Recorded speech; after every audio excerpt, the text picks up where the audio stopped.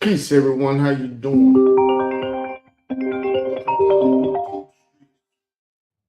Welcome to the YouTube streets. And the title of today's show is YouTube Street King alleged that dirty sector is full of cops. So it's allegations that yes, I'm online, bro. I'll holler back when I'm through. Oh, mic was still open. It's whatever. Family call. Family over y'all. So let's get down to the nitty gritty. So the first thing we're going to deal with is the description and what it states. YouTube Street King has alleged that the dirty sector is heavily influenced by individuals connected to law enforcement and references the COPS program, community-oriented policing services, as part of his broader concerns about community surveillance and policing strategies. These claims remain allegations and should be evaluated critically. The COPS program is a U.S. Department of Justice initiative designed to support community policing efforts between law enforcement agencies and local communities. Whether any specific group, organization, or online community has connections to such programs would require independent evidence and verification. The larger discussion raises questions about transparency, community influence, public trust, and the role of law enforcement in neighborhood-based initiatives. Viewers are encouraged to review available evidence, consider multiple perspectives, and draw their own conclusions. So as you can see, I'm laying it out. That's the description. Everything is alleged. Everything is alleged. And we're going to deal with that. But I have to go to the potty. So I'm going to go potty first, and I'll be back. Rise of the South.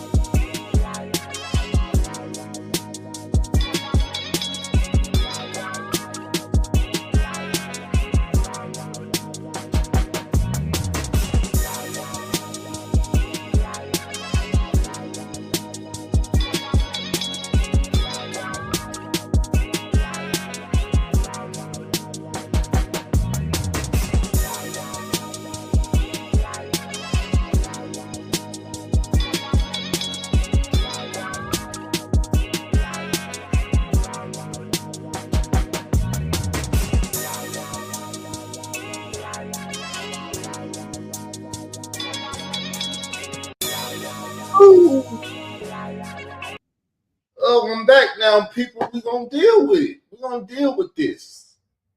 The allegations is out there. I just want to inform y'all about the COPS program. Because the ex-governor of Arkansas, Bill Clinton, who became the president of the United States, signed it in office. I remember when it happened. I remember people coming to our school, Parkin High School, telling us about how the drug dealers was doing what they was doing, flying planes and stuff into fields and everything. So let's deal with this, people. Let's deal with this. Remember, everything is allegations, and I'm not even going to say anything past what's on the title. All I'm going to do is show you about the COPS program now. Well, my statement is my statement. My words is my words. You feel some kind of way, do what you do. Origins and background. The COPS program was created under the Violent Crime Control and Law Enforcement Act of 1994, signed into law by President Bill Clinton. It was one of the largest federal Oh, what just happened? It happened due to the fact I have a phone, y'all. I rich and muted the audio. So let's start that one again, people. It's called real life. People, stuff like this happen in real life. The program was born out of growing concerns about rising violent crime rates throughout the late 1980s and early 1990s, and a broader national push to reform how police departments engaged with their communities. It was different. It was different. It was something new at the time, people, and we didn't know what it was going to become.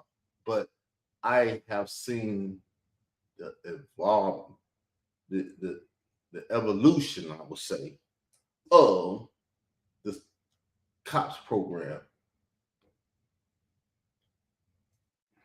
the community ordinance police service. They have become an online program, from what I'm alleging. Everybody in the beefs, in the dirty sector, I'm not going to say the beefs, in the dirty sector is cops. I've been saying it for some years now, alleging everything. Everything I ever said was alleged.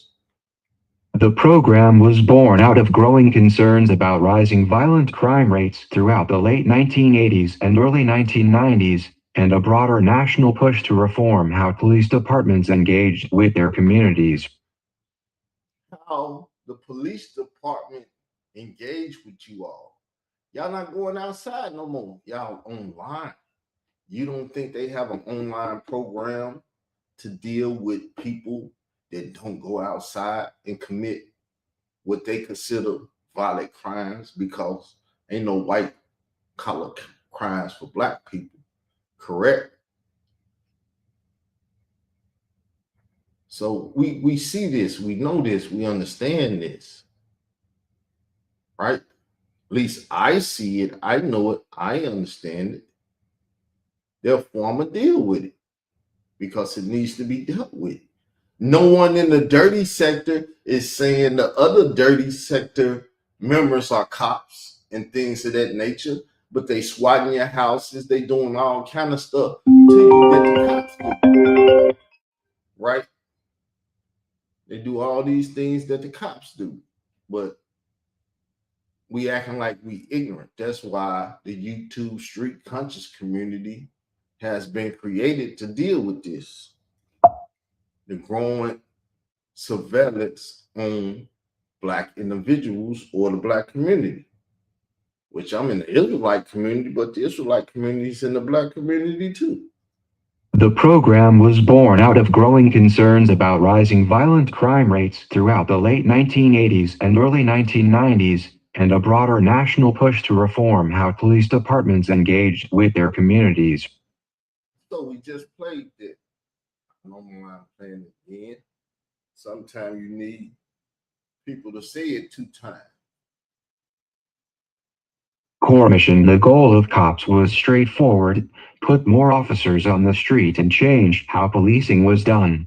Rather than reactive, call and respond policing, the program promoted a philosophy of officers actively building relationships within the neighborhoods they served. So you can see how your YouTube content creator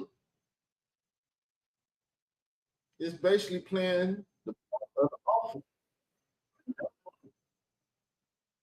They're building relationships in the YouTube streets in the community with those who are in the community watching. They're becoming influencing communities and controlling the communities through that influence and everything else, right? So, a little bit more information.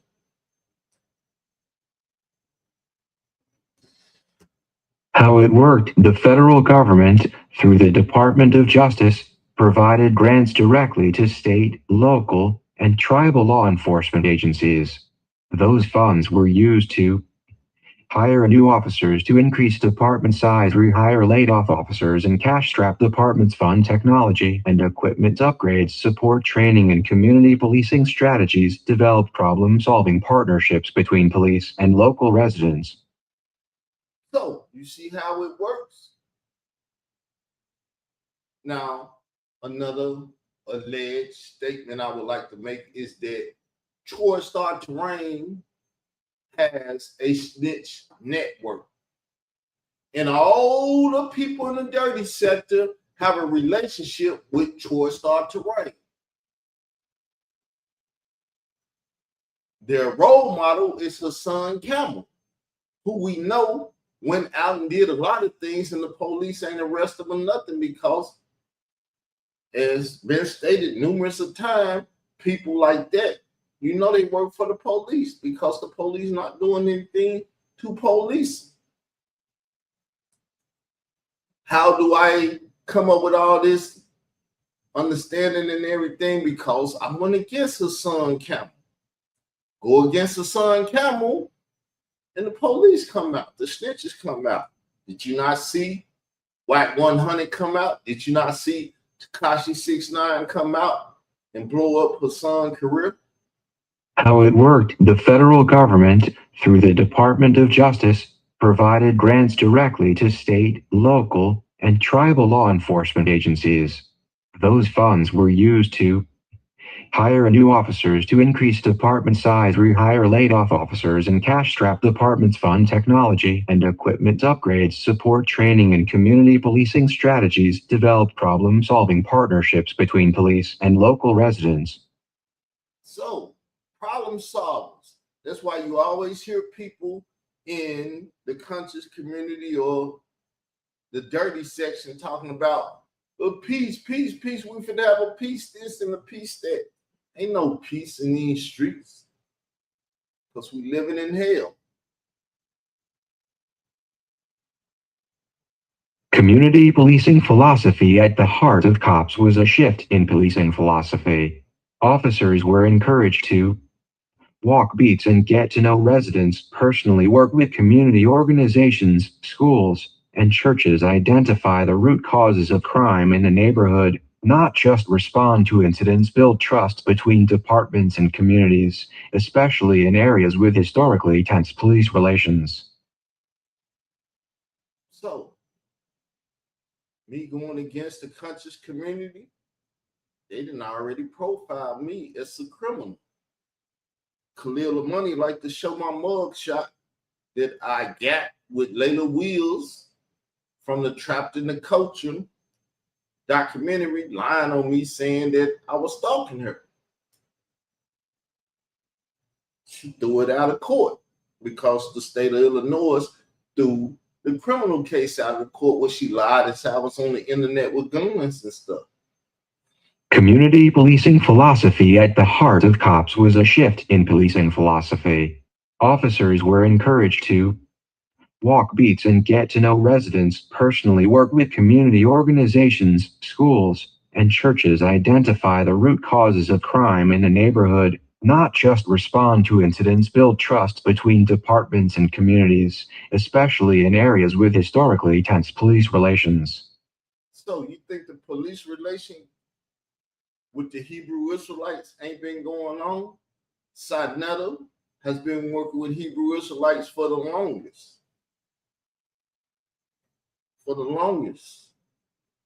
Legacy. The COPS office still exists today as a permanent office within the U.S. Department of Justice. It continues to award grants, publish research, and promote community policing standards across the country, making it one of the longer-lasting policy outcomes of the Clinton era. So one of the longest, from Arkansas, born Bill. So you think the Arkansas YouTuber don't know about this? You think I'm ignorant of this? The YouTube street conscious community has me to represent for them. With that said, see Dr. Sabi, Polite, and them over there on the right. See that? Look at the banner. It speaks a lot for itself. With that said, I'm finna get up out of here, people. Leave your comments, like, and subscribe.